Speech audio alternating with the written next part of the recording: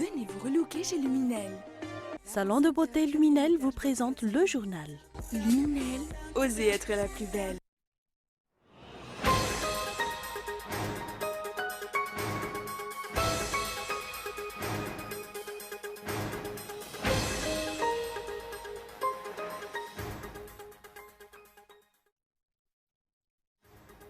Quatre employés de la compagnie Air Madagascar attendent toujours de réintégrer leurs fonctions.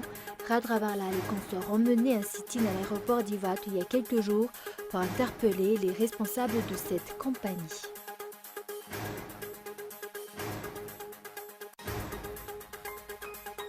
Deux blessés dont un marchand ambulant et un agent de la commune. Tel est le bilan des échauffourées qui ont éclaté ce jour à Nalakil. Les deux parties s'attendaient apparemment au tournant. Un marchand aurait blessé un des agents de la commune et la riposte ne s'est pas fait attendre.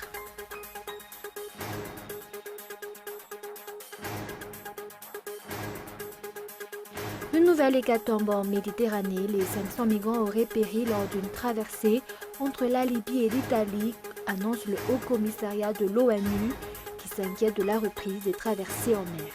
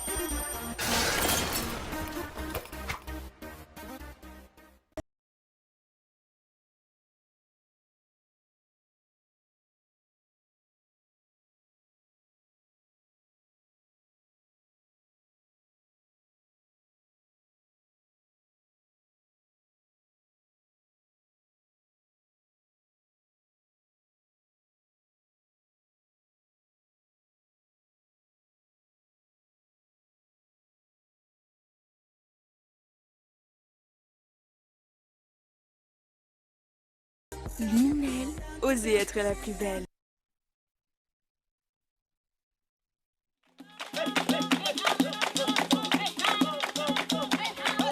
Iro Panzaka Tetembola. Dia manasantsika iaby rolahy mba hoavy ny fampandroan'ny jiny ampanjaka ka haligny rolahy fa fitampoa 2016 izay atao amin'ny Saint-Augustin Anatsono amin'ny 3 aly fa 7 avrily hoavy zao ao Saint-Augustin Anatsono. Ity fampandrenesana ity no solony invitation na ny fanasana tongava maro ahasodantsika iabiabiaby.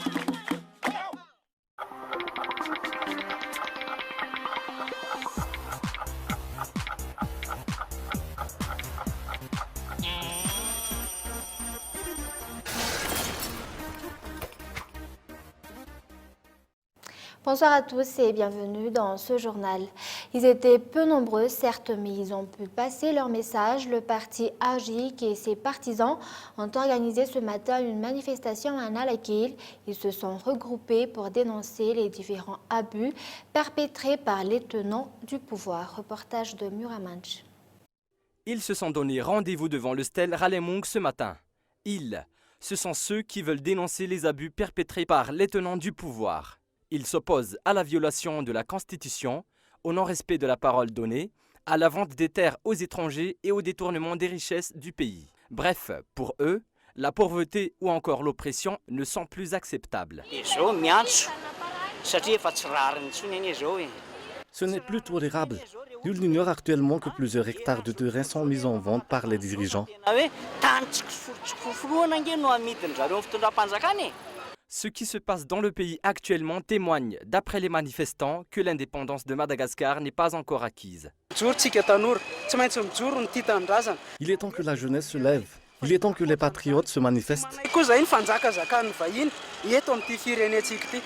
Bien que la manifestation qu'il a organisée aujourd'hui n'ait pas draîné grand monde, le parti Arurik ne se décourage pas et promet d'ores et déjà que ce mouvement va se poursuivre. Et comme nous l'avons annoncé dans les titres, 4 employés de la compagnie Air Madagascar attendent toujours de réintégrer leurs fonctions. Radra Barlal et consorts ont mené un sit-in à l'aéroport d'Ivat il y a quelques jours pour interpeller les responsables de cette compagnie. N'ayant obtenu aucune réponse, ils ont choisi de faire un sit-in à Nalaké ce jour. Reportage de Lily Rabiat. Après le sit-in qu'ils ont effectué à l'aéroport d'Ivat en début de semaine, les 4 délégués du personnel d'Air Madagascar, dont le leader syndical Radra Barlal, se sont retrouvés à Nalaké ce jour pour interpeller la direction du personnel de la compagnie sur leur cas. En effet, ces employés d'Air Madagascar qui devaient reprendre leurs fonctions, voilà plusieurs mois déjà, ne sont toujours pas réintégrés dans la compagnie. Jusqu'à aujourd'hui, ils n'ont pas encore été convoqués par le premier responsable de la compagnie. Ils continuent alors de réclamer l'application de la décision de justice sortie l'année dernière. Nous travaillons tous les 4 au sein de la direction de l'exploitation. Notre direction de rattachement se trouve à Ivat. Voilà pourquoi nous avons commencé le sit-in là-bas. Mais on ne nous a pas écoutés, donc on a décidé aujourd'hui de venir ici à Nalaké, car c'est ici où se trouve la direction du personnel d'Air Madagascar. On espère que la décision de justice va enfin être appliquée. Ces employés d'Air Madagascar ont également demandé à rencontrer le Premier ministre. Du côté de la direction générale de la compagnie, c'est le silence radio. Aucune réaction n'a été faite jusqu'ici. Mais également dans l'actualité de ce jour, un Indo-Pakistanais propriétaire d'une quincaillerie à Javang a été kidnappé par des bandits armés mardi dernier. Cet opérateur économique est de nationalité française. Jusqu'ici, ni la police ni la gendarmerie n'a reçu des plaintes sur ce kidnapping. Pour élucider cette affaire, les éléments du GIGN français ou groupe d'intervention de la gendarmerie nationale auraient débarqué à Madagascar. Nous passons aux actualités internationales. Une nouvelle hécatombe en Méditerranée. Les 500 migrants auraient péri lors d'une traversée entre la Libye et l'Italie, annonce le Haut Commissariat de l'ONU qui s'inquiète de la reprise des traversées en mer. Reportage de France 24.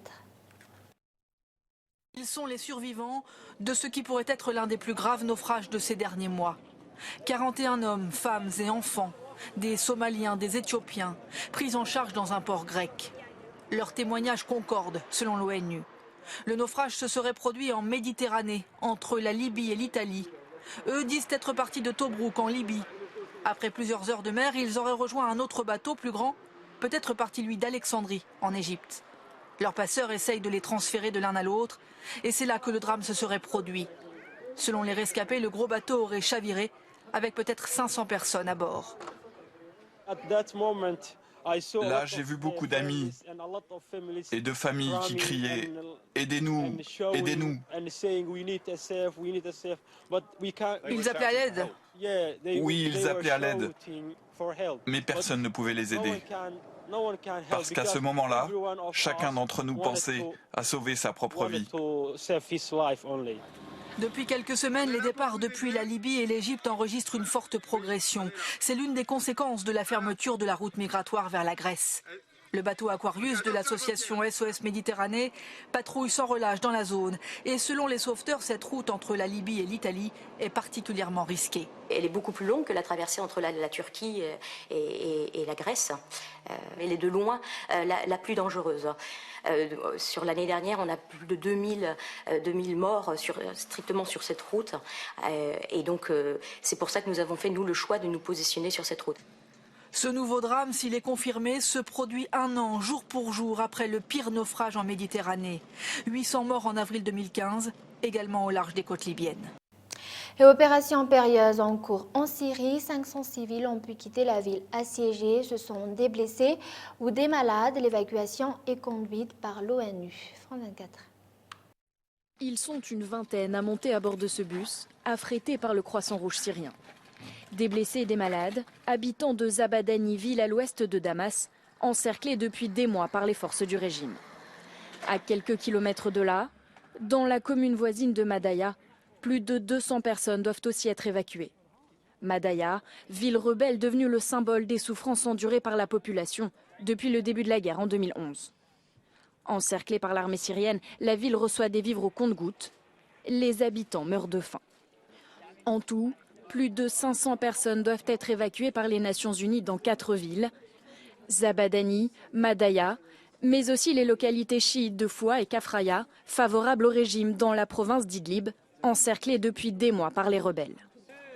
Régulièrement, l'ONU dénonce la situation humanitaire catastrophique en Syrie. Aucune région n'est épargnée. Dans le nord-est du pays, l'intensification des combats dans la région d'Alep pousse les civils à fuir. Ils sont des milliers sur les routes, à marcher en direction de l'est vers les camps d'Ijou et de Bab el-Salam, à la frontière turque.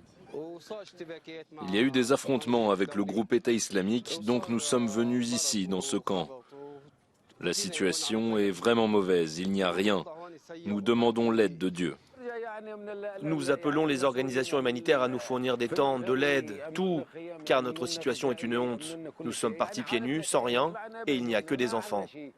Malgré la trêve entrée en vigueur fin février, la région d'Alep est le théâtre d'intenses combats depuis des jours entre les groupes rebelles et l'organisation de l'État islamique. À cela s'ajoute une offensive lancée par le régime de Damas qui espère reprendre la ville. Et comme vous l'avez suivi, dans les titres de blessés, dans un marchand ambulant et un agent de la commune, tel est le bilan des échauffourées qui ont éclaté ce jour à Nalakil. Les deux parties s'attendaient apparemment au tournant. Un marchand aurait blessé un des agents de la commune et la riposte ne s'est pas fait attendre. Reportage de Michael Ramarla. La course-poursuite entre les agents de la commune et les marchands ambulants sont quasi quotidiennes dans le centre-ville. Mais aujourd'hui, l'assainissement qu'ils ont mené a mal tourné. Au moment où ils chassaient les marchands ambulants, un des agents a reçu une pierre en pleine figure. La riposte ne s'est pas fait attendre. Les autres agents s'en sont pris à leur tour au présumé lanceur de pierres. Après l'avoir tabassé, ils l'ont traîné jusque dans leur camion, tout en continuant à lui asséner des coups, et l'ont emmené par la suite à l'hôtel de ville.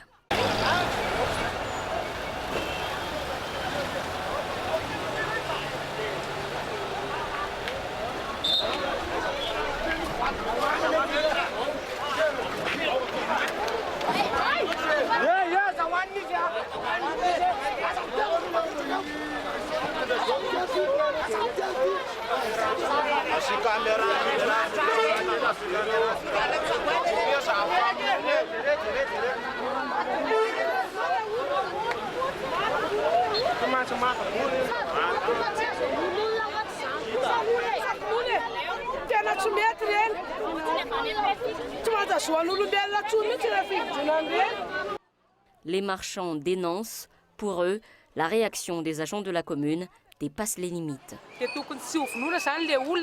Les agents de la commune ne doivent pas tabasser les marchands comme ce qu'ils ont fait ce matin.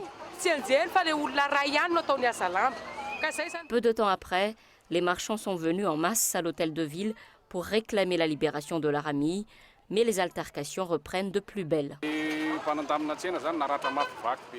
Un agent de la commune a été grièvement touché à la tête. La police était donc obligée de procéder à l'arrestation du fautif. C'est ce qui s'est passé. Les journalistes ont souhaité prendre en photo le marchand, mais la commune a refusé tout accès au local où les agents l'ont placé. Et avant de se quitter, un bref rappel des grands points développés dans ce journal. 4 employés de la compagnie Air Madagascar attendent toujours de réintégrer leurs fonctions. Radra Barla, les consorts emmenés un sit-in à l'aéroport d'Ivat il y a quelques jours pour interpeller les responsables de cette compagnie. Et 2 blessés dans un marchand ambulant et un agent de la commune. Tel est le bilan des échauffourées qui ont éclaté ce jour à Nalakil. Les 2 parties s'attendaient apparemment au tournant. Un marchand aurait blessé un des agents de la commune et la riposte ne s'est pas fait attendre. Voilà, c'est la fin de ce journal. Merci de l'avoir suivi. Excellente soirée sur Cool TV. Au revoir.